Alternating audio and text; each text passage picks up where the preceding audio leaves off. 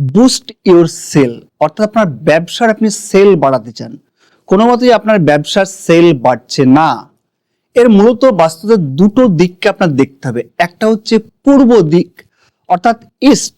এই পূর্ব দিক যদি আপনার ডিস্টার্ব থাকে তাহলে কিন্তু সোশ্যাল কানেকশনে সমস্যা হবে।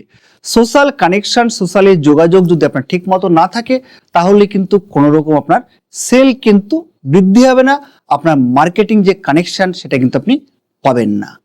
আরেকটা হচ্ছে আপনার নর্থ নর্থ ওয়েস্ট, অর্থাৎ নর্থ ওয়েস্টের যে পরের জোনটা রয়েছে সেটা হচ্ছে অ্যাট্রাকশন জোন।